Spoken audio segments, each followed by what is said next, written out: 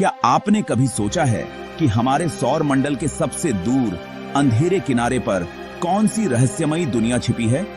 वहां सूरज की रोशनी मुश्किल से पहुंचती है और मौसम हमारी कल्पना से भी ज्यादा उग्र है।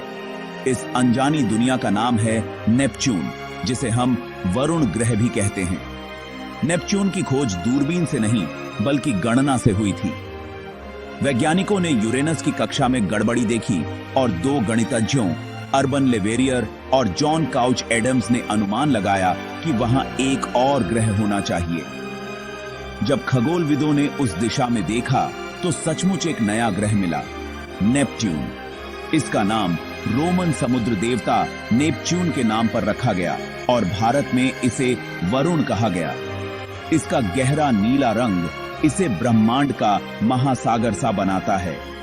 नेपच्यून सिर्फ एक ग्रह नहीं बल्कि विज्ञान, गणित और इंसानी जिज्ञासा की कहानी है। आज हम वरुण ग्रह के बारे में जितना जानते हैं वह बस एक झलक है। यह सौर मंडल का 8वां और सबसे दूर स्थित ग्रह है, जहां कोई ठोस सतह नहीं है। यहां का एक साल पृथ्वी के 165 सालों के बराबर है। सोचिए, वहां जन्मा कोई इंसान अपनी पहली सालगिरह मनाने में 1.5 सदी लगा देगा। वरुण ग्रह हमें सिखाता है कि सौर मंडल कितना विशाल और विविध है और हर कोने में एक नई, हैरान कर देने वाली दुनिया छिपी है।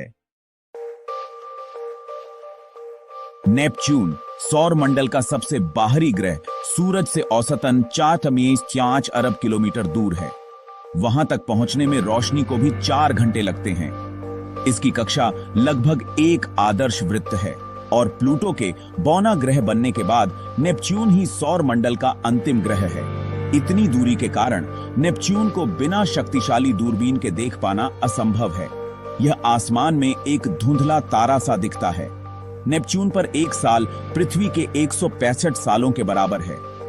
इसकी खोज के बाद से अब तक ईसू ने सूरज का सिर्फ एक चक्कर पूरा किया है। यह आइस जायंट यानी बर्फीला दानव है। इसके वायुमंडल में गैसों के साथ पानी, मीथेन और अमोनिया की बर्फ भी है। सूरज की गर्मी वहां लगभग नहीं पहुंचती, जिससे नेपच्यून एक ठंडा, रहस्यमयी नीला पहरेदार बन जाता है। इसकी दूरी और अकेलापन ही इसे इतना अनूठा और आकर्षक बनाते हैं। नेपच्यून आकार में पृथ्वी से बहुत बड़ा, लेकिन बृहस्पति और शनि से छोटा है। इसमें लगभग 58 पृथ्वियां समा सकती हैं। इसकी सतह ठोस नहीं है। यह गैस, तरल और बर्फीले पदार्थों से बना है। वैज्ञानिक मानते हैं कि इसमें 3 मुख्य परतें हैं: बाहरी वायुमंडल, हाइड्रोजन, हीलियम, मीथेन। उसके नीचे गर्म, घना तरल मेंटल और सबसे अंदर एक छोटा, भारी चट्टानी कोर। मीथेन गैस ही नेपच्यून को गहरा नीला रंग देती है। इसका कोर पृथ्वी जितना बड़ा और हजारों डिग्री सेल्सियस गर्म हो सकता है। यह आंतरिक गर्मी ही इसके तूफानी मौसम का कारण है। नेपच्यून सूरज से जितनी ऊर्जा लेता है, उससे दोगुनी ऊर्जा अपने अंदर से बाहर निकालता है। यह आज भी एक रहस्य है। नेपच्यून पर कोई ठोस सतह नहीं, वहां उतरना असंभव है। यह एक ऐसी दुनिया है जहां जमीन और आसमान का फर्क मिट जाता है।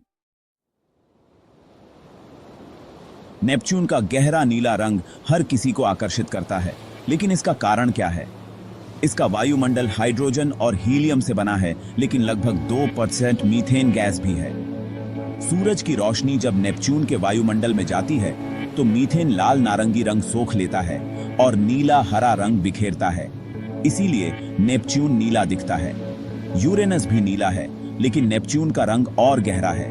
इसका कारण है वायुमंडल की पतली धुंध, जिससे हम गहराई तक देख सकते हैं। नेपच्यून का वायुमंडल यूरेनस से ज्यादा सक्रिय और तूफानी है, जिससे नीला रंग और गहरा हो जाता है। शायद वहां कोई अज्ञात रासायनिक यौगिक भी है जो रंग को और गहरा बनाता है।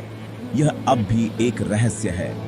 नेपच्यून का नीला रंग सिर्फ सुंदरता नहीं, बल्कि उसकी रासायनिक और वायुमंडलीय जटिलता की कहानी भी है। नेपच्यून का मौसम सौर मंडल में सबसे ज्यादा उग्र है।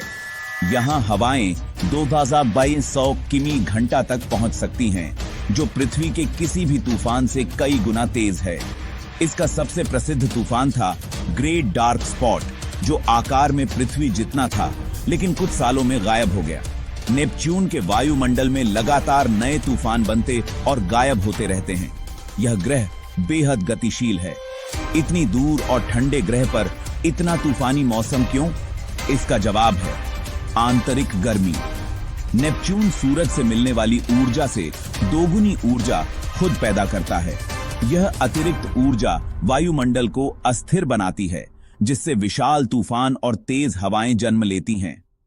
नेपच्यून के बादलों के ऊपरी हिस्से का तापमान 200 डिग्री सी तक गिर जाता है, फिर भी अंदर का कोर बहुत गर्म है। यह तापमान का अंतर ही शक्तिशाली संवहन धाराएं और तूफान पैदा करता है। नेपच्यून बाहर से शांत, लेकिन भीतर से बेहद उग्र है। नेपच्यून अकेला नहीं है। इसके 14 झांत चंद्रमा और धुंधले छल्ले हैं। सबसे बड़ा चंद्रमा ट्राइटन है, जो अपने ग्रह की उल्टी दिशा में घूमता है। शायद यह कभी कुइपर बेल्ट से आया था। ट्राइटन पर बर्फीले ज्वालामुखी हैं, जो पानी और अमोनिया का लावा उगलते हैं। नेरीड नाम का चंद्रमा अपनी अजीब लंबी कक्षा के लिए जाना जाता है। यह कभी बहुत पास, कभी बहुत दूर चला जाता है। नेपच्यून के छोटे चंद्रमा भी अतीत में पकड़े गए क्षुद्र ग्रह या धूमकेतु हो सकते हैं। इसके छल्ले शनि जैसे चमकीले नहीं, बल्कि पतले, गहरे और धूल के कणों से बने हैं। इनमें कुछ मोटे, चमकीले हिस्से हैं, जिन्हें आर्क कहा जाता है। नेपच्यून का यह परिवार उसके इतिहास और गुरुत्वाकर्षण की जटिलता की कहानी कहता है। सबसे बड़ा सवाल, क्या नेपच्यून पर जीवन संभव है? सीधा जवाब है नहीं, कम से कम वैसा जीवन जैसा हम जानते हैं। वहां का तापमान 200 डिग्री से भी नीचे है और तरल पानी मौजूद नहीं हो सकता। नेपच्यून पर कोई ठोस सतह नहीं, सिर्फ गैस और बर्फ है। जीवन के लिए जरूरी जमीन नहीं। वायुमंडल में ऑक्सीजन नहीं, सिर्फ हाइड्रोजन, हीलियम और मीथेन है। इन सब कारणों से नेपच्यून पर जीवन की संभावना लगभग शून्य है। लेकिन इसका सबसे बड़ा चंद्रमा ट्राइटन दिलचस्प है। शायद उसकी बर्फीली सतह के नीचे तरल पानी का महासागर हो। अगर वहां रासायनिक ऊर्जा के स्रोत हों, तो सूक्ष्म जीवों के रूप में जीवन की एक क्षीण संभावना हो सकती है। लेकिन यह अब भी सिर्फ एक परिकल्पना है। नेपच्यून आज भी रहस्यों से भरा है। हमारी जानकारी का बड़ा हिस्सा सिर्फ वॉयेजर 2 मिशन से आया है। सबसे बड़ा रहस्य है इसकी आंतरिक गर्मी। यह सूरज से मिलने वाली ऊर्जा से 2.5 गुना ज्यादा ऊर्जा अंतरिक्ष में छोड़ता है। लेकिन क्यों? एक सिद्धांत है कि यह कोर में रेडियोधर्मी क्षय या ग्रह के सिकुड़ने से आती है, लेकिन कोई पक्का जवाब नहीं। दूसरा रहस्य है इसके छल्लों के आर्क। ये स्थिर कैसे रहते हैं, जबकि गुरुत्वाकर्षण इन्हें फैलाना चाहिए था? शायद इसका कारण है चंद्रमा गैलाटिया, लेकिन इसका सटीक मॉडल अब तक नहीं बन पाया। नेपच्यून का चुंबकीय क्षेत्र भी अजीब है। यह ग्रह के केंद्र से नहीं निकलता, बल्कि घूर्णन अक्ष से 100 गद्दारी झुका है। इन रहस्यों को सुलझाना नेपच्यून की आंतरिक संरचना और मौसम को समझने की कुंजी है। वरुण ग्रह की यात्रा हमें सिखाती है कि सौर मंडल के सबसे दूर अंधेरे कोनों में भी अद्भुत दुनिया छिपी है। नेपच्यून पर जीवन की संभावना लगभग नहीं के बराबर है, लेकिन ट्राइटन के महासागर में एक छोटी सी उम्मीद बाकी है। हमारी ज्यादातर जानकारी सिर्फ वॉयेजर 2 से आई है। अब वैज्ञानिक एक नए मिशन की योजना बना रहे हैं, जो नेपच्यून और ट्राइटन का गहराई से अध्ययन करेगा। एक ऑर्बिटर मिशन हमें इसके मौसम, आंतरिक गर्मी, चुंबकीय क्षेत्र और छल्लों के बारे में नई जानकारी देगा।